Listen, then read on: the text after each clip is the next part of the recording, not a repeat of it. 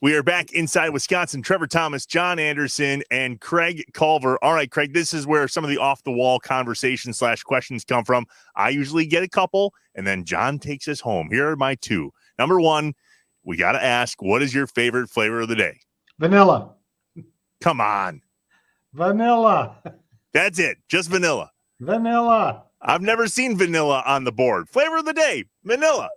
It's there every day. Do you dress it up at all, though? No, think about it. Every flavor is made, the base is either vanilla or chocolate. True, that's true. So, all right. Yeah, I love vanilla. I think it's a cop-out, but I'll give it to you. Vanilla it is. That's fine. Here's my second and final one. We know that this started with your love of frozen custard at Leon's. I'm curious, do you get all upset if somebody calls your frozen custard ice cream? Oh, you've been reading stuff about me. I haven't, I swear. That was just me. Yes, I did. I used to. Today, as long as they buy it, that's what I care about. So, is there a story? I swear I don't know anything. There is. Yeah, there is. Early on, everybody, and still yet today, a lot of people call it ice cream. It's not, legally, it's not ice cream. Ice cream and frozen custard are different. They're different, even by the laws of frozen custard and ice cream. Both have to be at least 10% butterfat. But frozen custard has egg yolk in it. Generally, ice cream does not. Good frozen custard has about 20% air beat into it. Ice cream generally has 50 to 100% air beat into it. So there is science behind it as well. But I don't care. As long as they enjoy it, that's what I care about. All right. I don't know of any story where you lost your cool about the ice cream debate, but maybe we'll get that a different time. That sounds interesting. Love when take us home. I love when Trevor pisses off the guests. That's awesome. My favorite part. I will say this, because 84, that's when you started. I went to school at Missouri, and we used to go to Ted Drew's frozen custard in St. Louis, which was. Yeah, I know Ted. As a matter of fact, there's some history there with us. Ted has the concrete shake. Yeah. Well, years ago, I never heard of Ted Drew when we first started, and we invented a concrete as well. It was a shake that you could tip upside down. It was so thick, and it wouldn't fall out. Well, somehow or another, they found out about it, and they wrote us this letter that cease and desist, and of course we abided by it. And today we call our concretes concrete mixers.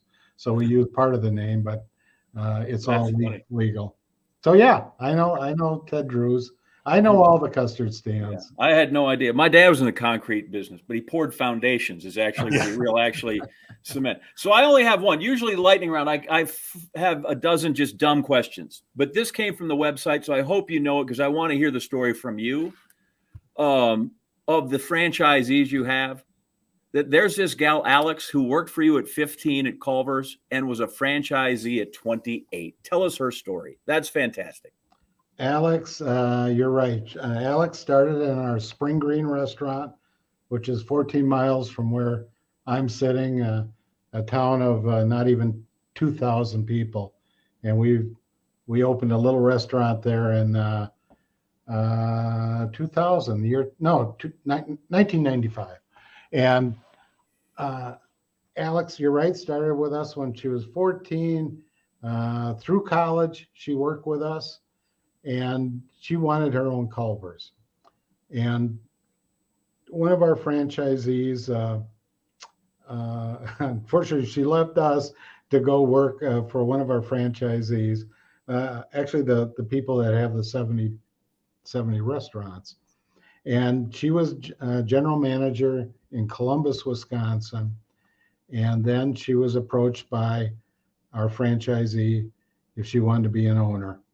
And she did, and she bought into that restaurant, and then she's just been moved to Sun Prairie, Wisconsin. I'm sure you guys know where that is, and she operates that one, a very high volume restaurant. And yes, she's an owner operator, and doing extremely well. She's just a charming young lady, and I'll tell you, I'm so proud of her. So proud of her. So well, I just think as you heard stories and as I read on it, that like I thought, here it is. This is this family restaurant. Here's this kid that went to work and became family and has it. And listen, if you're going to go for 100 years, it's good. You got somebody there young right now that can help. You know, she's in the pipeline. It's the daughter. She can help your daughter. She's there for a long time.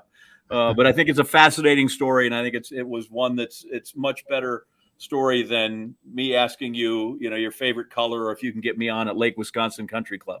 Which, if you can, we can do that. We can talk about that separate. Did you see the video with Alex in it? I did not. Oh, I don't even know how to tell you to get to it, but yeah, we did a little video about her. But Alex is one of many people, many young people that started out with when they're 14, 15 years old, and today they're owners of Culver restaurants. Very proud of that. Yeah, that's really cool. I think there's a similar success story in Johnson Creek, where one of the youngins that was there now owns that franchise as well.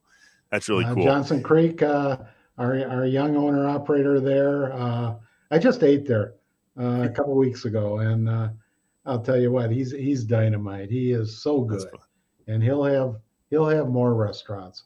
I'm certain. That's really cool. That.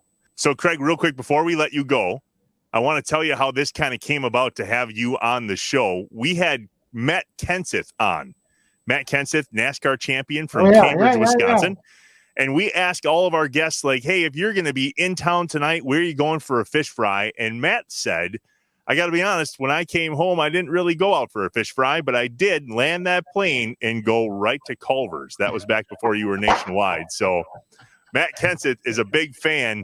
And Wisconsin is a big fan of you, Craig. Thank you for everything that you've done for our communities and for bringing us together around a family meal that feels a heck of a lot like Wisconsin. Thanks for being here.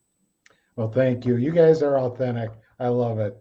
Take care, you guys. Happy New Year. I appreciate now getting the chance to talk to you and to the Leinenkugel fellow and go, I'm just out here. Anytime you want to help, just let me know. All right. It's all right. We're here. Thanks, Craig. Take care, guys. See you, Craig. Shut up and sit down.